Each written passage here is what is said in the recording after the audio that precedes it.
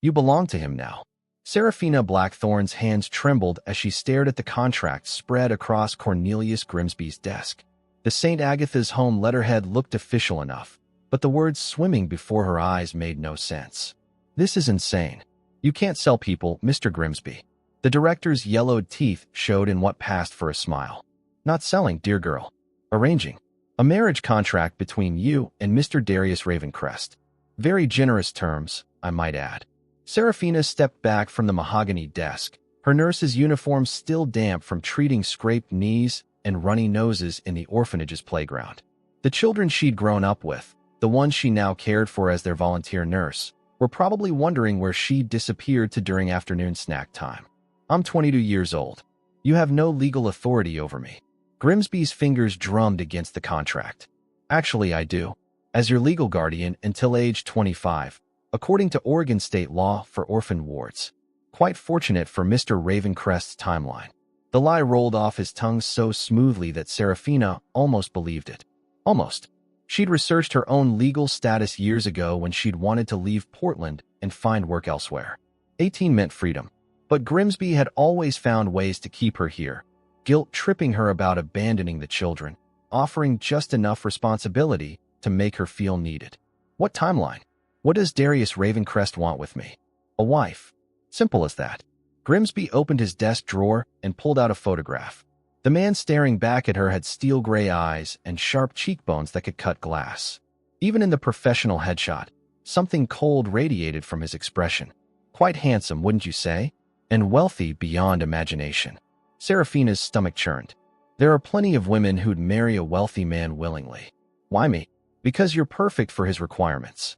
Grimsby's voice dropped to a whisper. Young, pure, and completely expendable. The words hit her like a physical blow. 22 years of life reduced to a commodity. She thought of Mrs. Patterson, the cook who'd snuck her extra cookies when she was 7. Of little Tommy Morrison, who still crawled into her lap when nightmares kept him awake. Of the diploma hanging in her tiny room upstairs, earned through night classes while working double shifts in the orphanage's infirmary. I won't do it. Grimsby's friendly mask slipped. You will. Unless you'd prefer to see St. Agatha's shut down permanently.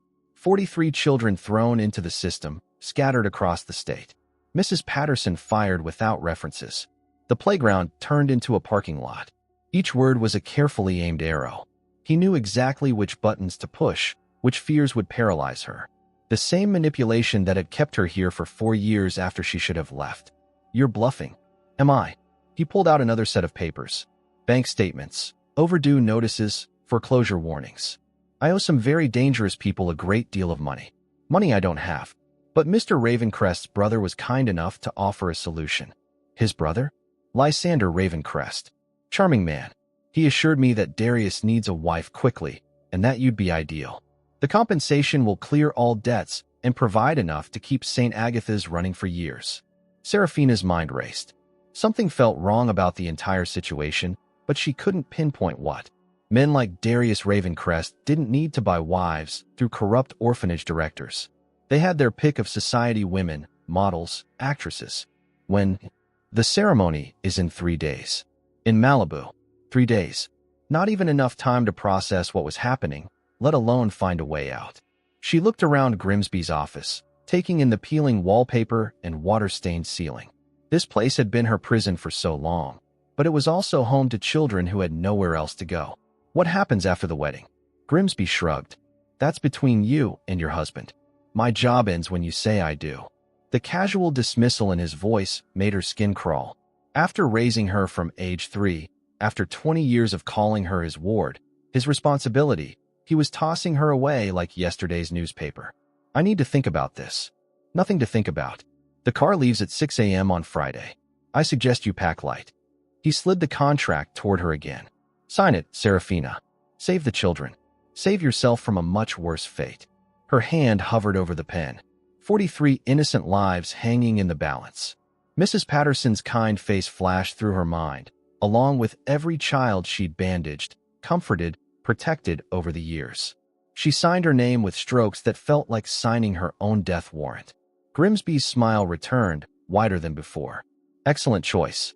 You'll make a lovely bride. As she walked back toward the children's wing, Serafina caught her reflection in the hallway mirror. Same auburn hair pulled back in a practical bun. Same green eyes that had seen too much sadness. Same face that had never turned away from suffering. But something had changed in the space of 20 minutes. The girl who'd entered Grimsby's office was gone. In her place stood a woman with 3 days to figure out how to survive whatever waited for her in Malibu. The black sedan pulled up to the Ravencrest Tower at exactly 3 o'clock. Serafina stared up at the glass and steel monument stretching 40 stories into the Seattle sky, its surface reflecting clouds that looked as gray as her mood. "Miss Blackthorne." The driver's voice cut through her thoughts. "Mr. Ravencrest is expecting you on the penthouse level." She clutched her worn leather purse tighter. Inside were the few belongings that mattered: her nursing certificate, a photo of the St. Agatha's children, and the silver locket she'd worn since childhood. Everything else had been left behind in Portland. The elevator ride felt endless. Floor numbers climbed steadily while her stomach dropped with each passing second. When the doors finally opened, she stepped into a reception area that screamed money. Floor-to-ceiling windows offered a panoramic view of Elliott Bay, while modern art pieces that probably cost more than St. Agatha's annual budget decorated the walls. "Miss Blackthorne." A woman in her 50s approached, her silver hair pulled into a perfect chignon. "I'm Ophelia Winters, Mr. Ravencrest's assistant. He's waiting for you in his office." Serafina followed Ophelia down a hallway lined with family portraits. Men in expensive suits stared down at her with the same cold eyes she'd seen in Darius's photograph. The Ravencrest legacy seemed built on intimidation. "A word of advice," Ophelia whispered as they reached massive oak doors. "Don't take his coldness personally. He wasn't always like this." Before Serafina could ask what that meant, the doors opened. Darius Ravencrest stood behind his desk with his back to her, hands clasped behind him as he stared out at the city below. Even from behind, his presence filled the room. Broad shoulders beneath a perfectly tailored charcoal suit, dark hair that looked like he'd run his fingers through it, and an aura of controlled power that made the air feel thicker. "Close the door behind you." His voice was deeper than she'd expected, rougher around the edges despite the refined accent. Serafina stepped inside and heard the click of the latch with finality. He turned slowly, and the breath caught in her throat. The photograph hadn't done him justice. Steel gray eyes assessed her with the intensity of a predator studying prey, while sharp cheekbones and a strong jaw gave his face an angular beauty that belonged in museums rather than boardrooms. But it was the barely contained fury in his expression that made her pulse race. "So you're the orphan Lysander found for me." The word stung, but she kept her chin raised. "I'm Serafina Blackthorne, and you're the man who thinks he can buy a wife." Something flickered in his eyes. Surprise, maybe, or amusement. Straight to the point. "I appreciate that." He moved around his desk with predatory grace, stopping just close enough to invade her personal space. Did Grimsby explain the terms? "Marriage contract. Very generous terms, according to him." She met his stare without flinching. "He left out the part about what you actually want from me." "What do you think I want?" The question hung between them like a challenge. Serafina studied his face, looking for clues in the hard lines around his mouth, the tension in his jaw, the way his hands clenched and unclenched at his sides.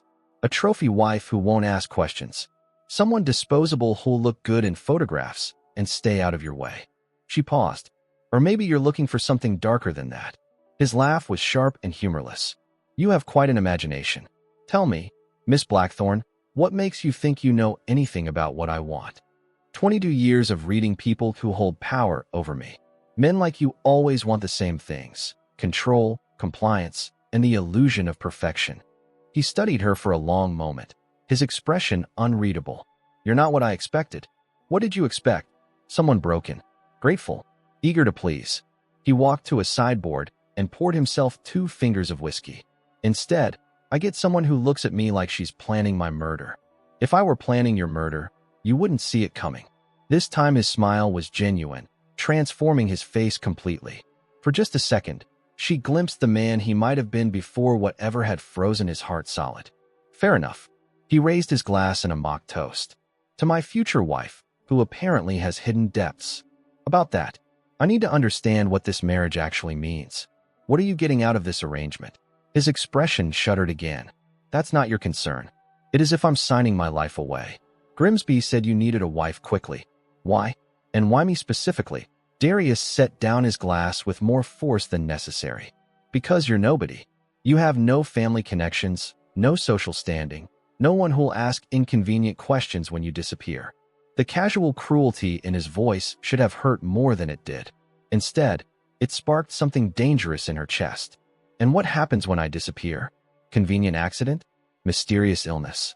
Nothing that dramatic. You'll simply fade into the background of my life until the marriage serves its purpose, then we'll arrange a quiet divorce. You'll be compensated generously for your time. How long? 2 years. Maybe 3. Serafina walked to the windows, needing distance from his overwhelming presence. The city spread out below looked peaceful from this height, but she knew better. Every building held its own secrets, its own suffering. What if I refuse to fade into the background? What if I cause problems? Then you'll discover exactly how ruthless I can be. She turned back to face him. Is that what happened to your first wife? The temperature in the room seemed to drop 10 degrees. Darius's face went completely blank, and she realized she'd crossed a line that might get her thrown out of the building. Vivian died in an accident. If you're implying otherwise, I suggest you reconsider. I'm not implying anything. I'm trying to understand what I'm walking into. You're walking into a business arrangement. Nothing more, nothing less. He moved back to his desk and pulled out a thick folder. These are the rules. Memorize them. Serafina opened the folder and scanned the first page. A list of expectations that read like a prison sentence. Where she could go, when she could speak to media, what events she would attend, how she should dress, even what she could eat at public functions. This is insane. This is reality. My reality. And for the next few years, it will be yours as well. She flipped through more pages, each one more restrictive than the last. What about St. Agatha's? Can I visit the children? No. The flat refusal hit her like a physical blow. They're my family. They were your family. Now I am. He came around the desk again, this time stopping directly in front of her. Let me be very clear, Miss Blackthorne. The moment you say I do, your old life ends. Completely. You belong to me, and I don't share. Standing this close, she could see the faint scar that ran along his left temple, the way his pupils dilated slightly when he looked at her mouth, the barely perceptible tremor in his hands that suggested his control wasn't as absolute as he pretended. And what do I get in return for this prison sentence? Luxury beyond your imagination. Security. Protection from people who would use you to get to me. His voice dropped lower. And the knowledge that 43 children will continue to have a home. The reminder of what was at stake deflated her defiance. He'd done his research, knew exactly which pressure points would keep her compliant. I have conditions. You're not in a position to negotiate. I am if you want this to look convincing. A broken woman makes a poor trophy wife. But someone who chose this arrangement, who has reasons to stay, that's much more believable. He considered this, his gaze never leaving her face. What conditions? I keep my medical training. If someone in your household needs help, I provide it. And I want regular updates on St. Agatha's. Not visits, just confirmation that the children are safe and the funding is being used properly. Anything else? Respect. I may be nobody in your world, but I won't be treated like I'm nothing. Darius was quiet for so long she thought he might refuse. When he finally spoke, his voice was softer than before. Agreed. On one condition of my own. Which is, never ask me about Vivian again. Some subjects are off limits, and that's one of them. Serafina nodded, filing away his reaction for future reference. Whatever had happened to his first wife, the wounds were still fresh enough to bleed. The ceremony is tomorrow at sunset. Ophelia will take you shopping for appropriate attire. He returned to his desk, effectively dismissing her. Welcome to the Ravencrest family, Miss Blackthorne. I hope you survive the experience. As she left his office, Serafina caught her reflection in the elevator doors. The same face stared back, but the eyes had changed again. The girl from Portland was truly gone now. In her place stood a woman about to marry a stranger who might be her salvation or her destruction. The Ravencrest estate sprawled across 3 acres of Malibu cliffside like a monument to excess. Serafina stood at the floor-to-ceiling windows of the guest suite, watching waves crash against rocks below while Ophelia fussed with the final details of her wedding dress. Stop fidgeting, Ophelia murmured, adjusting the silk fabric that probably cost more than most people's cars. "You look beautiful." Beautiful felt like the wrong word. The woman in the mirror looked like a porcelain doll dressed for display. The ivory gown hugged her figure perfectly, its simple elegance somehow making her feel more exposed than if she'd been naked. Her auburn hair had been styled into an elaborate updo that Ophelia insisted was classic and timeless, but Serafina thought it looked like a cage made of bobby pins. "The guests are arriving," Ophelia continued, checking her watch. "Small ceremony, just as Mr. Ravencrest requested. Immediate family and a few close business associates." Serafina turned from the mirror. "Tell me about his family." "There's not much family left. His parents died in a car accident 8 years ago. Lysander is his only brother. And there." Ophelia paused, choosing her words carefully. "They have a complicated relationship." "Complicated how?" "Lysander handles the legal side of Ravencrest Industries. He's charming where Darius is direct, diplomatic where Darius is blunt. They balance each other professionally, but personally." She shrugged. "Oil and water, those two." A knock interrupted them. 5 minutes. A voice called from the hallway. Ophelia handed Serafina a small bouquet of white orchids. These were Vivian's favorite flowers. Mr. Ravencrest specifically requested them. The information sent a chill down Serafina's spine. Carrying the dead woman's favorite flowers felt like an omen, though whether good or bad remained to be seen. They walked through hallways lined with family portraits that seemed to watch their procession with disapproval. The Ravencrest men all shared the same sharp features and cold eyes, as if emotion had been bred out of them generations ago. "That's Magnus Ravencrest," Ophelia whispered, pointing to a particular imposing portrait. "Darius's grandfather. Built the company from nothing after World War II. And that's his father, Theodore. Darius looks exactly like him at that age." Serafina studied Theodore's painted face. The resemblance was uncanny, but there was something in the father's expression that was missing from the son's. Warmth, maybe, or hope. What happened to change Darius? Ophelia's steps faltered slightly. Vivian's death broke something in him. Before that, he was different. Stern, yes, but not cruel. Ambitious, but not ruthless. She brought out his humanity. And when she died, he buried his humanity with her. They reached the terrace where the ceremony would take place. Despite the limited guest list, the space had been transformed into something from a fairy tale. White flowers created archways overhead, while string lights twinkled like stars against the approaching sunset. The Pacific Ocean provided a backdrop so stunning it belonged on postcards. About 20 people milled around, their conversations hushed and formal. Serafina recognized the type immediately, wealthy, connected, and dangerous in their own subtle ways. These weren't friends gathering to celebrate love. They were witnesses to a business transaction. Serafina. A man approached with a smile that didn't reach his eyes. He shared Darius's height and dark hair, but his features were softer, more approachable. "I'm Lysander Ravencrest. Welcome to the family." His handshake lasted a moment too long, his thumb brushing across her knuckles in a gesture that felt inappropriate for a brother-in-law. Something about him triggered her instincts, the same way certain patients at the orphanage had made her skin crawl. "Thank you for having me." "My pleasure entirely. I hope we'll become great friends." His gaze traveled over her dress with appreciation that made her want to step backward. "You look absolutely radiant. Darius is a lucky man." Before she could respond, music began playing. A string quartet positioned near the cliff's edge started the wedding march, and suddenly there was no more time for conversation or second thoughts. Serafina walked down the petal-strewn aisle alone. No one to give her away, no family to witness this moment. Just her and the strange collection of people who would judge whether she was worthy of the Ravencrest name. Darius waited at the altar in a black tuxedo that emphasized his broad shoulders and lean build. His expression was unreadable as she approached, but she caught him staring at the orchids in her bouquet with something that might have been pain. The officiant was a judge with silver hair and kind eyes who seemed genuinely pleased to be conducting the ceremony. Serafina wondered if he knew the truth about this arrangement or if he believed he was witnessing a love match. "Dearly beloved," he began, his voice carrying over the sound of waves below. "We are gathered here today to join Darius Magnus Ravencrest and Serafina Rose Blackthorn in holy matrimony." "Rose." She'd forgotten that was her middle name until the paperwork required it.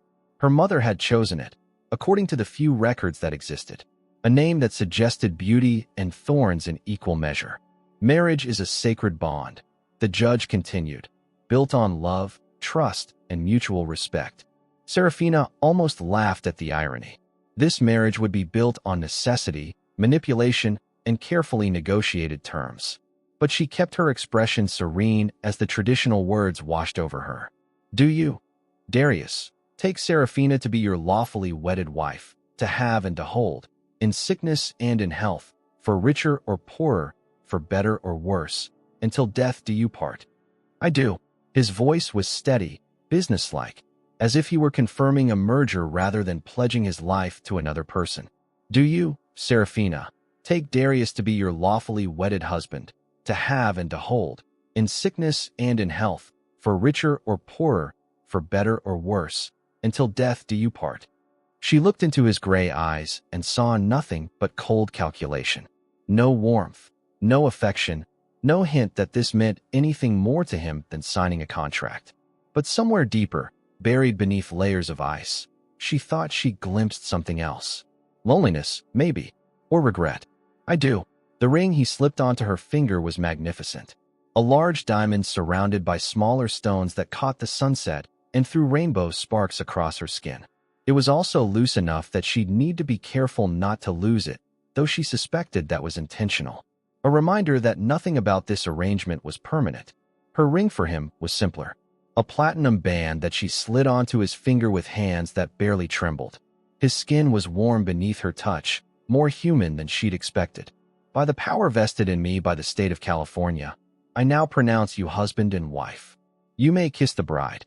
Darius hesitated for just a moment before stepping closer. His hands cupped her face with surprising gentleness, and she found herself looking up into eyes that seemed less cold than before, almost gray-green in the fading light. His lips touched hers softly at first, a chaste kiss appropriate for the assembled witnesses. But then something shifted.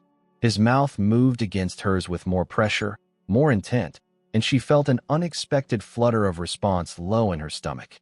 When they broke apart, she was breathless. Darius looked as surprised as she felt, his pupils dilated and his breathing slightly uneven. Ladies and gentlemen, the judge announced, I present to you Mr. and Mrs. Ravencrest. Polite applause followed as they turned to face their guests. Serafina caught sight of a woman standing at the back of the gathering, partially hidden behind one of the flower arrangements. Tall, blonde, and stunning in the way that came from excellent genetics and expensive maintenance. But it was the expression on her face that made Serafina's blood run cold. Pure hatred, directed straight at her. The woman noticed Serafina watching and smiled, the kind of smile that promised trouble. Then she stepped forward into the light, and Serafina saw her clearly. Congratulations, the woman said, her voice honey-sweet with an underlying edge of steel. I'm Evangeline Ashworth. Such a lovely ceremony. Darius's entire body went rigid beside her. Evangeline, I didn't know you were invited. Lysander was kind enough to include me. Her gaze swept over Serafina dismissively. I simply had to meet the new Mrs. Ravencrest. She's very young. The word carried implications that made Serafina's cheeks burn. But before she could respond, Lysander appeared at Evangeline's side with champagne glasses. A toast, he announced loudly enough for everyone to hear. To new beginnings and happy endings. As they raised their glasses, Serafina noticed something that made her heart skip. Around Evangeline's neck was a pendant that looked almost identical to the locket Serafina wore beneath her dress. The same intricate silver design, the same unusual shape. But that was impossible. Her locket was one of a kind, the only thing she had left of her mother. Wasn't it? The champagne tasted like ash in her mouth as she realized that her wedding day had brought more questions than answers. And the woman watching her with predatory eyes clearly knew more about Serafina's past than Serafina did herself. The master suite felt like stepping into a museum. Everything was pristine, expensive, and completely devoid of personality. Serafina stood in the center of the room, still wearing her wedding dress, while Darius moved around the space like a caged animal. Your things are in the closet, he said without looking at her. Ophelia took care of everything. The reception had lasted 3 hours of polite conversation and careful observations. Serafina had watched Lysander work the room with practiced charm while Evangeline disappeared early, claiming a headache. But not before making several pointed comments about how quickly Darius had moved on from his previous wife.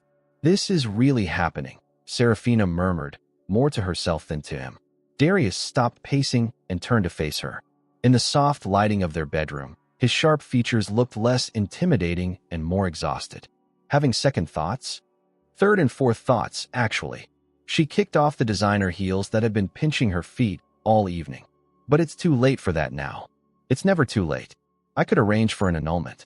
You could be back in Portland by tomorrow." The offer surprised her. And St. Agatha's? Would be closed within a week. So the trap remained firmly in place. She walked to the windows overlooking the ocean, noting how the moonlight turned the waves silver. "Why are you offering me an escape you know I can't take?" "Because I want you to choose to stay. Not because you have to, but because you want to." She turned to study his profile as he joined her at the window. "And why would I want to stay married to a man who treats marriage like a business merger? Maybe you wouldn't. Maybe this was a mistake from the beginning." There was something in his voice she hadn't heard before. Uncertainty, perhaps, or regret. It made him seem more human than the cold businessman she'd married hours earlier. "Tell me about Vivian." His jaw tightened. "I told you that subject was off limits. We're married now. That changes things." "It changes nothing." He moved away from the window, creating distance between them. "Vivian is dead. That's all you need to know." Evangeline seemed to think otherwise. She kept making comments about how your first wife would have wanted you to be happy. Darius's laugh was harsh. "Evangeline has her own agenda. Don't listen to anything she says." "What kind of agenda?" "The kind that gets people hurt." He loosened his tie with sharp, jerky movements. "Evangeline was supposed to be my wife before I met Vivian. Our engagement was arranged by our families when we were children. She's never forgiven me for choosing love over duty." The admission hung between them like a confession. Serafina processed the implications while watching him struggle with his formal wear. "So you were capable of love once." "Once. And look how that ended." The bitterness in his voice made her chest ache unexpectedly. She moved closer, drawn by an impulse she didn't fully understand. "Let me help you with that." He stiffened as she reached for his tie, but didn't pull away. Her fingers worked at the silk, not while she tried to ignore how warm his skin felt through his shirt, how his breathing seemed to quicken at her proximity. "Why are you being kind to me?" he asked quietly. "Maybe because you need kindness more than you need another enemy." The tie came free in her hands. She started to step back, but his fingers caught her wrist gently. "Serafina." The way he said her name was different from before. Less controlled, more raw. "I need you to understand something." She looked up into his face and was startled by what she saw there.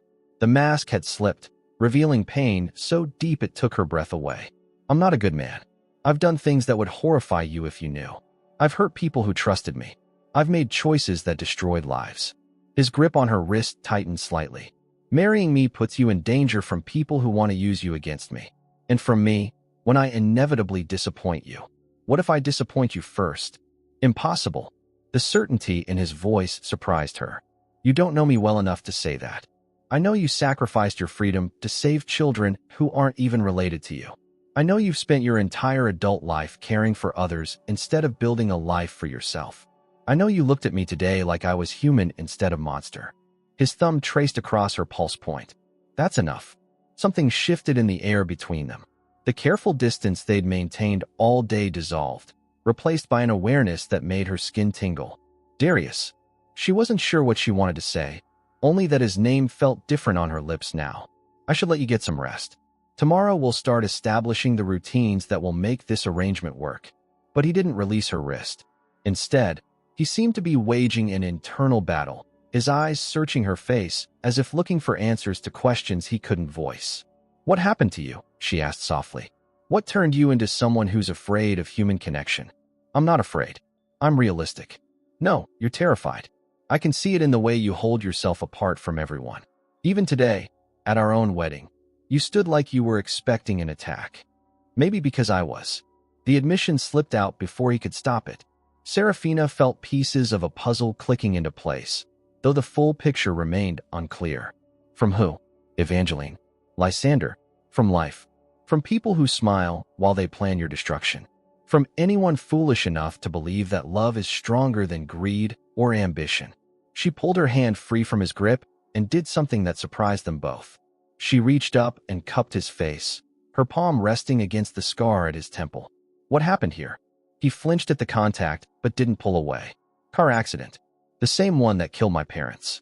You were with them? I was driving. The words were barely a whisper, filled with a guilt that had clearly been eating at him for years.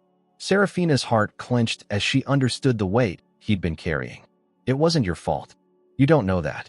Yes, I do. Because I know what guilt looks like when it's destroying someone from the inside. I've seen it in myself every time a child at St. Agatha's got sick and I couldn't save them. I've seen it in parents who blamed themselves for accidents they couldn't prevent. Her thumb traced the scar gently. Survivor's guilt is a poison, Darius. It makes you believe you deserve to die instead of them. Something broke in his expression. The careful control he maintained cracked, revealing a vulnerability that made him look younger, more lost. They were coming to see me graduate from business school. If I hadn't insisted on the ceremony, if I'd just accepted the degree by mail like they suggested, they'd still be alive. And if my mother hadn't gone into labor during a snowstorm, she might have made it to the hospital in time. If Mrs. Patterson hadn't taken that extra shift the night she had her heart attack, she might have gotten help sooner. If the state inspector had visited St. Agatha's a day earlier, he might have prevented Tommy Morrison's accident. She kept her voice gentle but firm. We can play the if-only game forever, but it doesn't change what happened. It only makes us prisoners of the past. How do you live with it? By helping other people. By making sure their pain means something. By refusing to let guilt turn me into someone who can't love. He closed his eyes, leaning into her touch. For a moment, the powerful businessman disappeared entirely, replaced by a broken man who'd been carrying too much weight for too long. I don't know how to be anything else anymore. Then let me help you remember. Before she could second-guess herself, Serafina rose on her toes and pressed her lips to his. Not the controlled kiss from their ceremony, but something real and honest and full of the compassion she felt for his pain. He responded immediately, his arms coming around her waist to pull her closer. This kiss was hungry, desperate, like a man drowning who'd finally found air. His hands tangled in her hair, destroying the elaborate updo, while her fingers gripped his shirt to anchor herself against the intensity of her own response. When they finally broke apart, both were breathing hard. Darius rested his forehead against hers, his eyes still closed. "This is dangerous," he whispered. "Why?" "Because I want to believe you. Because for the first time in 8 years, I want something more than revenge or success or proving that I'm strong enough to survive anything." He opened his eyes and looked at her with an expression that made her chest tight. "I want to deserve you. You already do." "No, I don't. But maybe, if you're patient enough to teach me how to be human again, I could learn." Serafina smiled, the first genuine smile she'd felt since signing Grimsby's contract. "I'm a very good teacher. And I'm a very bad student. Then we'll start with the basics." She guided him to sit on the edge of the bed, then began working at the buttons of his shirt, not with seduction in mind, but with the same gentle care she'd shown countless patients who needed healing. "What are you doing?" "Taking care of you. It's what I do." As the shirt fell away, she saw more scars. Some looked surgical, others like they'd come from violence. Each one told a story of pain he'd survived alone. "You don't have to carry all of this by yourself anymore," she said quietly. Something in his eyes shifted. The ice that had surrounded his heart for so long began to crack, letting warmth seep through for the first time in years. Maybe this marriage would be more than a business arrangement after all. 3 weeks into her marriage, Serafina had established a routine that kept her sane. Morning walks along the cliff path, afternoons in the library, and evenings pretending she wasn't falling for a man who disappeared for days at a time on mysterious business trips. Darius had been different since their wedding night. Not warmer exactly, but less guarded. He'd taken to joining her for breakfast when he was home, asking about her reading, sharing fragments of his day. Small steps towards something that might eventually resemble a real relationship. But questions haunted her. The pendant Evangeline wore. The way Lysander watched her when he thought she wasn't looking. The locked room on the second floor that Ophelia refused to discuss. Mrs. Ravencrest? Ophelia appeared in the library doorway, startling Serafina from her thoughts. "There's someone here to see you. Darius isn't due back until tomorrow." "It's not Mr. Ravencrest." It's a woman claiming to be your aunt. Serafina's book slipped from her hands. My aunt. She says her name is Margaret Blackthorne. She's in the receiving room. The name meant nothing to Serafina. According to every record she'd ever seen, she had no living relatives. Her parents had died when she was young, leaving her completely alone in the world. She found the woman standing by the windows, silhouetted against the afternoon light. When she turned, Serafina's breath caught. The facial structure was similar to her own, though aged and worn by hardship. Same green eyes, same stubborn chin. Hello, Serafina. The woman's voice was soft, nervous. I know this must be a shock. You're supposed to be dead. Everyone in my family is supposed to be dead. That's what we wanted people to believe. Margaret moved closer, her hands twisting together anxiously. It was the only way to keep you safe. Safe from what? From the people who killed your parents. The words hit Serafina like physical blows. She sank into the nearest chair, mind reeling. My parents died in an accident. A car crash during a snowstorm. No, sweetheart. They were murdered. Just like my brother and his wife before them. Just like my parents and their siblings. Margaret's eyes filled with tears.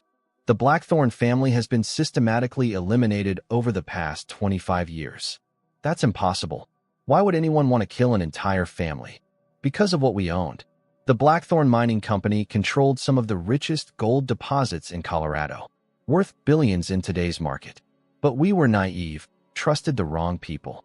Serafina's head spun as she tried to process this information. Even if that's true, why are you coming forward now? Why risk exposing yourself? Because I saw your wedding announcement in the society pages. Married to Darius Ravencrest. Margaret's expression grew grim. Do you know who his brother is? Lysander. He's a lawyer, handles the legal side of their business. He's also the man who's been orchestrating the systematic destruction of our family for decades. The accusation hung in the air like poison. Serafina thought of Lysander's too-long handshake, his inappropriate attention, the way he'd appeared at her side during the wedding reception. You're saying Lysander killed my parents? I'm saying he's been cleaning up loose ends for his real employer. Someone who wanted the Blackthorne holdings and was willing to commit genocide to get them. Who? Margaret hesitated. I don't know for certain, but whoever it is has been using shell companies to buy up former Blackthorne properties. They've been patient, methodical, waiting for the last of us to die before claiming everything openly. Serafina stood and paced to the window, trying to organize her thoughts. Even if I believe you, how does marrying me help their plan? By bringing you into their reach. By making you trust them. By positioning you for the final elimination. Darius wouldn't be part of something like that. Wouldn't he? How well do you really know your husband? The question struck at Serafina's deepest fears. She'd been married to Darius for 3 weeks, but most of that time he'd been absent. When he was home, their conversations stayed surface level. She knew he liked his coffee black, preferred classical music to jazz, and had nightmares that woke him most nights. But his business dealings, his relationships, his real motivations, those remained mysteries. What do you want from me? I want you to be careful. I want you to ask questions. And I want you to have this. Margaret pulled a small object from her purse. A silver locket, identical to the one Serafina wore. How do you have that? It belonged to your mother. She gave it to me before she died, made me promise to get it to you someday. Margaret's hands shook as she opened the locket, revealing a tiny photograph of a couple. Your real parents, Jonathan and Isadora Blackthorne. Serafina stared at the faces in the photograph. The woman looked exactly like an older version of herself, while the man had kind eyes and a gentle smile. Nothing like the shadowy figures she'd invented in her imagination. They loved you so much, Margaret whispered. They died trying to protect you. How did I end up at St. Agatha's? Your mother had a friend there. Someone she trusted to keep you hidden until it was safe. But safe never came. Serafina opened her own locket and compared the photographs. Her parents looked young and happy, unaware that their lives would be cut short by greed. Why should I trust you? You could be anyone, claiming to be family to get close to me. Margaret smiled sadly. Because you have a birthmark on your left shoulder blade in the shape of a crescent moon. Because you're allergic to shellfish, but not other seafood. Because you sing when you think no one can hear you, just like your mother did. The specific details convinced Serafina more than any document could have. This woman knew things that only family would know. What do you want me to do? Be smart. Be careful. And if you find proof of what I'm telling you, Get away from here as fast as you can. Margaret pressed a business card into Serafina's hand. This is a secure phone number. If you need help, call me immediately. After Margaret left, Serafina wandered through the mansion with new eyes. Every portrait seemed to watch her with suspicion. Every shadow could hide an enemy. The home that had begun to feel like a sanctuary now felt like a beautiful prison. She found herself in front of the locked room on the second floor, the one Ophelia refused to discuss. For the first time, she tried the handle. Locked as expected, but as she turned away, she noticed something she'd missed before. Fresh scratches around the lock, as if someone had been opening it recently. Looking for something? Serafina spun around to find Lysander standing at the end of the hallway, his usual charming smile in place. Just exploring. This house is so big, I keep finding new rooms. That one's been locked for years. Just storage space, according to Darius. He moved closer, and she fought the urge to step back. How are you settling in? Marriage treating you well? Very well, thank you. I'm glad to hear it. Darius deserves happiness after everything he's been through. Lysander's eyes glittered with something that might have been amusement. Though I have to say, you're not what I expected when I suggested he needed a wife. You suggested it? Oh yes. Poor Darius was so buried in work, so consumed with the past. I thought a wife might help him move forward, give him something new to focus on. Every word felt like a trap. Serafina kept her expression neutral while her mind raced. That was thoughtful of you. I care about my brother's well-being. Family is everything, don't you think? Of course. Speaking of family, I heard you had a visitor today. An older woman. The casual tone didn't fool her. Lysander knew exactly who had come to see her. A mistake. She was looking for someone else. How disappointing. It would have been nice if you'd found some long-lost relatives. Family connections can be so important in our social circle. I'm perfectly content with the family I have now. The Ravencrest family. Yes, we're lucky to have you. He paused at the top of the stairs. Word of advice? Be careful who you trust, Serafina. Not everyone who claims to care about you has your best interests at heart. After he left, Serafina realized her hands were shaking. Every instinct screamed that Margaret had been telling the truth. Lysander's entire demeanor had changed the moment she mentioned her visitor. That evening, she sat in the library with Margaret's locket beside her own, comparing the photographs of her parents. Two couples, both young and in love, both dead under mysterious circumstances. Research, she murmured to herself. If Margaret is right, there should be records. Newspaper articles about accidents, obituaries, business filings. She opened her laptop and began searching for information about the Blackthorn Mining Company. What she found made her blood run cold. Article after article about mysterious accidents, sudden illnesses, and unexpected deaths. All members of the Blackthorn family, spread over 2 decades. All occurring just before major business decisions or inheritance transfers. The most recent article was about her parents' car crash. According to the police report, their brakes had failed on a mountain road. But buried in the technical details was a note that the brake lines showed signs of being cut. Serafina's hands trembled as she printed the article. Evidence that her parents had been murdered, just as Margaret claimed. She was so absorbed in her research that she didn't hear footsteps in the hallway. Didn't notice the door opening until a shadow fell across her laptop screen. Find anything interesting? Darius stood in the doorway, his expression unreadable. He was supposed to be in New York until tomorrow, but here he was, studying her with those penetrating gray eyes. You're home early. I finished my meetings sooner than expected. He moved into the room, his gaze taking in the printouts scattered across her desk. What are you working on? For a moment, she considered telling him everything. About Margaret's visit, about the Blackthorn family history, about her growing suspicions regarding Lysander. But something in his posture stopped her. He looked tense, wary, like a man expecting bad news. Family research. I've always wondered about my background. Find anything useful? Not really. Dead ends, mostly. He nodded, but she caught him glancing at the papers again. I'm going to get some air. Would you like to join me? It wasn't really a question. Serafina saved her work and followed him onto the terrace overlooking the ocean. The night air was cool against her skin, carrying the scent of salt and jasmine. How was New York? Productive. We acquired a small mining operation in Colorado. Good investment potential. The casual mention of mining made her pulse quicken. Colorado has a lot of mining history. More than most people realize. Fortunes were made and lost in those mountains. Some families built empires. Others disappeared entirely. Was he testing her? Warning her? She couldn't tell from his tone. What happened to the families that disappeared? The usual. Bad investments, family feuds, accidents. He turned to look at her directly. Sometimes people make enemies they don't know about. Get involved in situations they don't understand. That sounds dangerous. It can be. That's why it's important to be careful who you trust. To think carefully before making accusations or taking actions you can't undo. The words felt like a warning. Serafina met his gaze steadily, searching for some sign of the man who'd been vulnerable with her 3 weeks ago. Is there something you want to tell me, Darius? Only that I care about your safety, and that some secrets are buried for good reasons. He kissed her forehead gently, but the gesture felt more like goodbye than goodnight. As Serafina lay awake later that night, listening to Darius's even breathing beside her, she realized that her investigation had raised more questions than answers. The man sleeping next to her was either completely innocent or an accomplished liar. Either way, she was running out of time to discover which. The manila envelope arrived on a Tuesday morning while Darius was in Seattle. Ophelia brought it to Serafina's breakfast table with obvious reluctance. This came by private courier. No return address.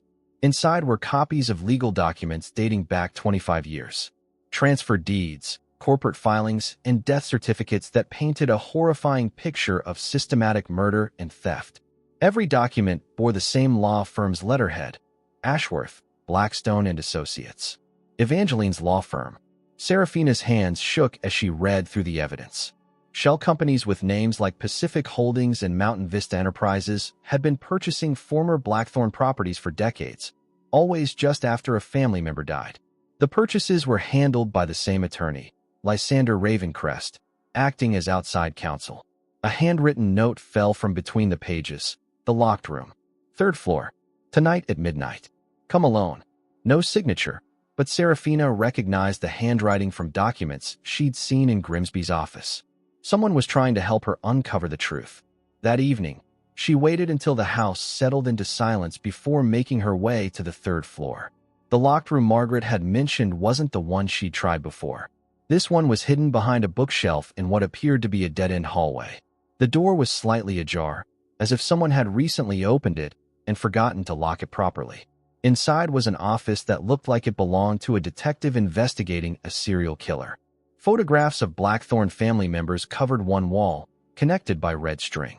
Each photo was marked with a date of death and method of elimination. Car crashes, drownings, heart attacks, house fires. 23 people over 25 years. Impressive work, isn't it? Serafina spun around to find Lysander standing in the doorway. Gone was his usual charming demeanor. In its place was cold calculation that made her blood freeze. I was wondering when you'd find your way here, though I expected it would take longer. You did this. She gestured at the wall of victims. You killed all these people. Not personally. I prefer to think of myself as a facilitator, a problem solver. He moved into the room, closing the door behind him. The Blackthorn family had something my client wanted. They refused to sell, so we found other ways to acquire their assets. Your client. Someone with vision. Someone who understood that the old families had grown soft, complacent. They needed to make room for those with the strength to build something greater. Serafina edged toward the wall of evidence, her mind racing. Evangeline. She's been funding this from the beginning. Lysander's laugh was genuinely amused. Evangeline? She's useful, but hardly the mastermind. No, my client has been planning this much longer than she's been involved. Then who? Someone you trust. Someone who's been closer to you than you realize. His smile turned predatory. Someone who needed a compelling reason to marry the last Blackthorn heir. The implication hit her like a physical blow. No, Darius wouldn't. Wouldn't what? Lie to you? Manipulate you? Use your feelings against you? Lysander moved closer, and she backed against the wall of photographs. My dear sister-in-law, you really are remarkably naive. You're lying. Am I? Think about it. What are the odds that a corrupt orphanage director would randomly approach the Ravencrest family about an arranged marriage? What are the chances that Darius would agree to marry a complete stranger? He pulled out his phone and showed her a text message. Unless, of course, he knew exactly who you were from the beginning. The message was from Darius, dated 2 days before her wedding. Package delivered as requested. Final phase can proceed once inheritance is secured.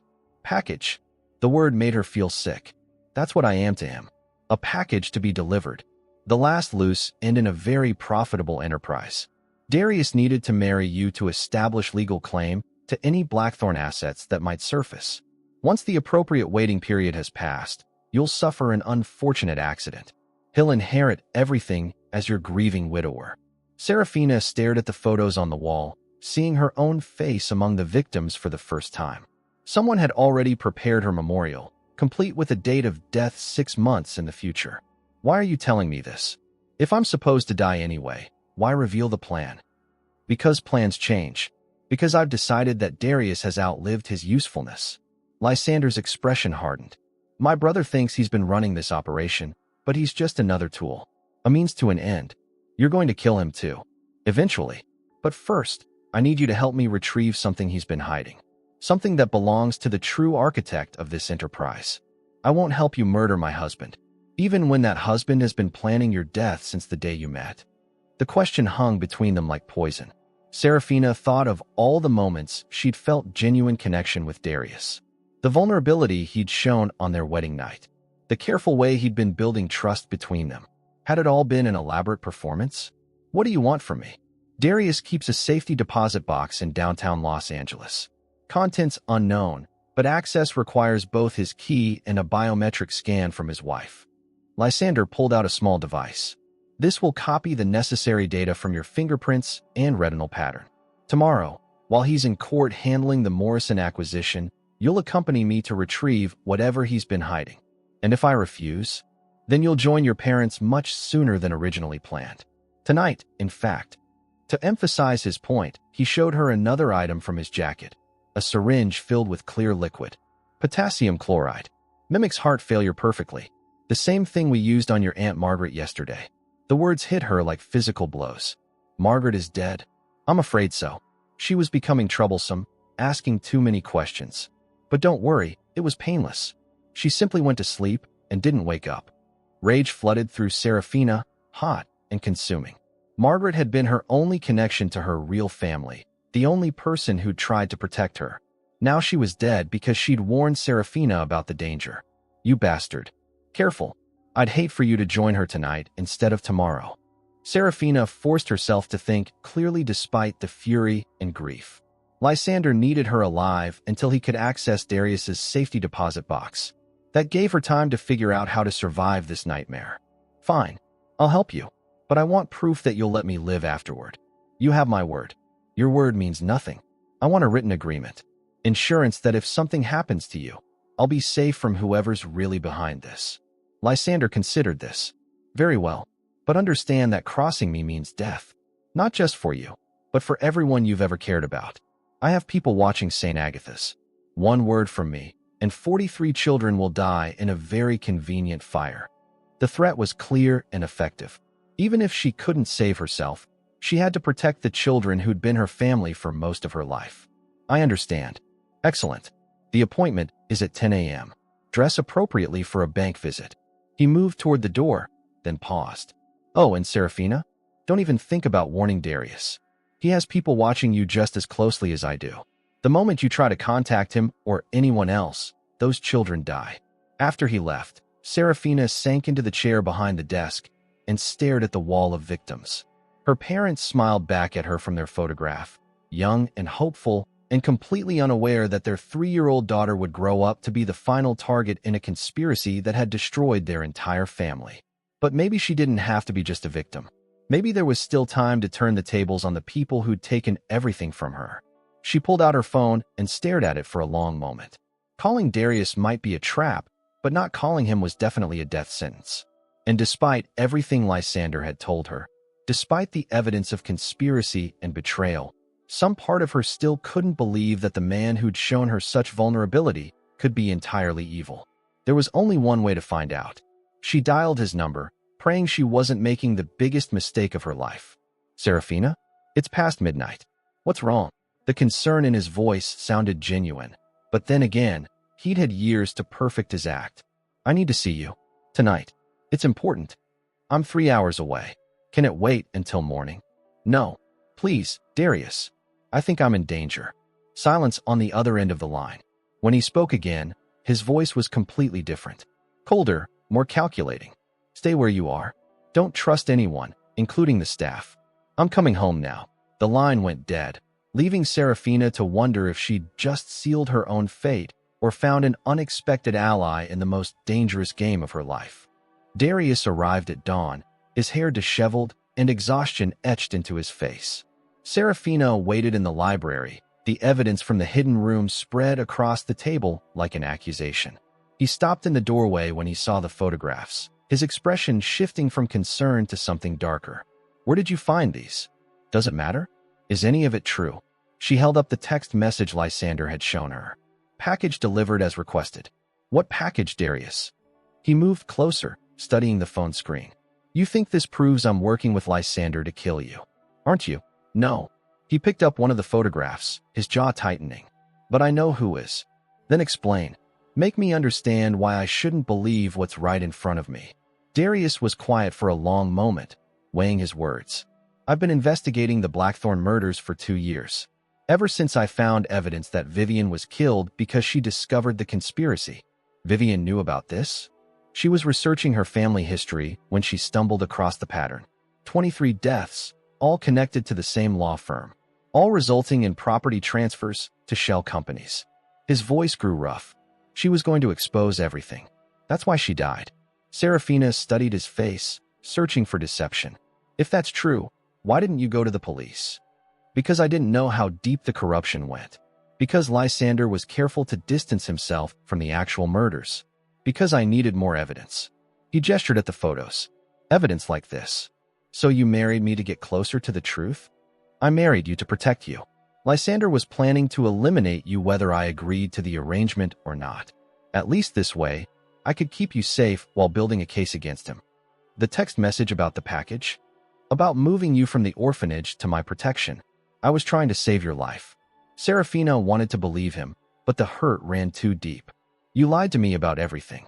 About why you needed a wife, about your feelings, about the danger I was in.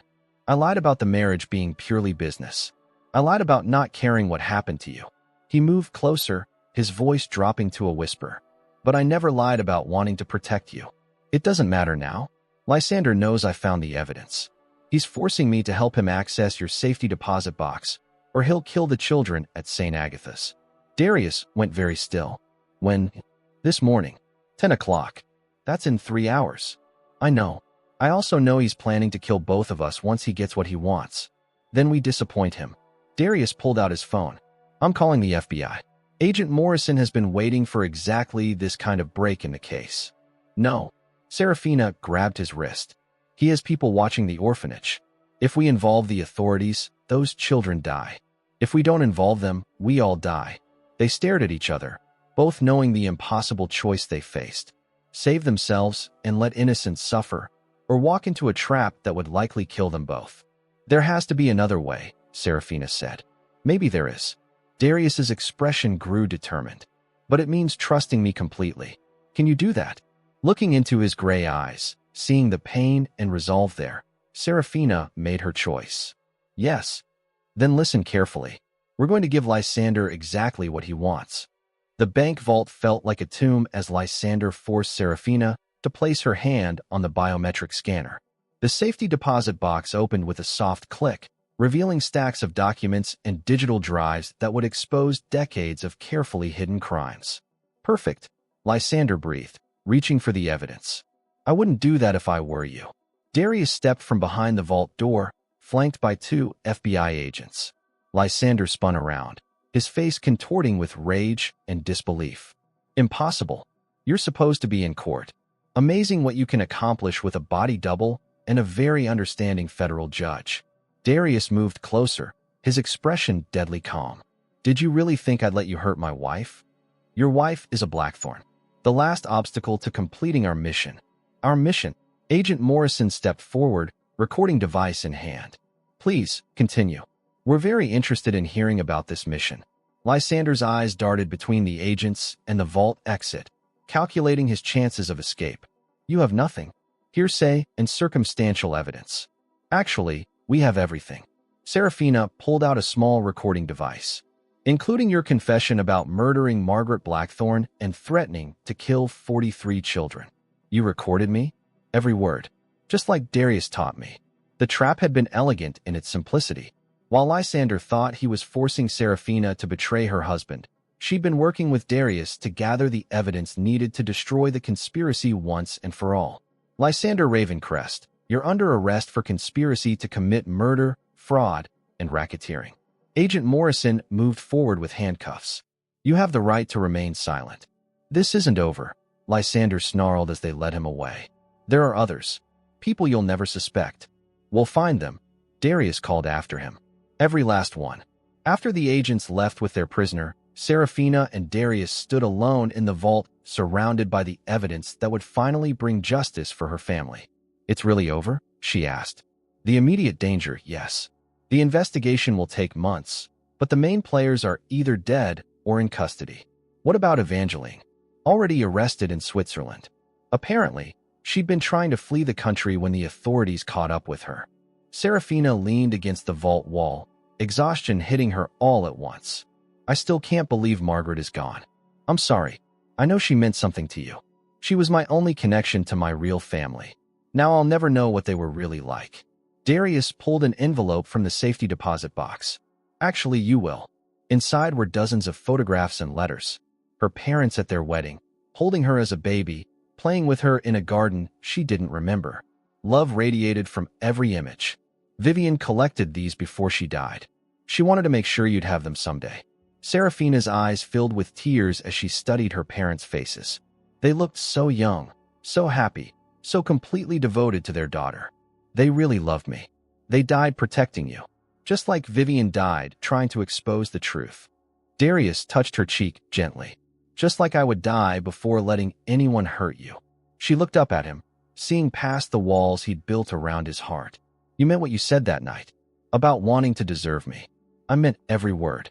But I understand if you can't trust me after all the lies. The lies were to protect me. I understand that now. And us? Is there still an us? Serafina thought about everything they'd been through. The forced marriage, the growing attraction, the moments of genuine connection that had felt too real to be performance. The way he'd risked everything to keep her safe. There's definitely an us. But this time we do it right. No contracts, no arrangements, no ulterior motives. Just love. Just love. When he kissed her, it felt like coming home. Like finding the missing piece of herself she hadn't known was lost. The passion that had simmered between them for weeks finally ignited, consuming and healing at the same time. Marry me, he whispered against her lips. We're already married. Marry me again. For the right reasons this time. 6 months later, they exchanged vows on the same terrace where their first wedding had taken place. But this ceremony was different. Real friends surrounded them, including the children from St. Agatha's who'd become their extended family. Love filled every word, every touch, every promise they made to each other. As they danced under the stars, Serafina fingered the locket around her neck. Inside were photos of both sets of parents, the families that had brought them together across time and tragedy. No regrets. Darius asked, only that it took us so long to find each other. We have the rest of our lives to make up for lost time. And they did.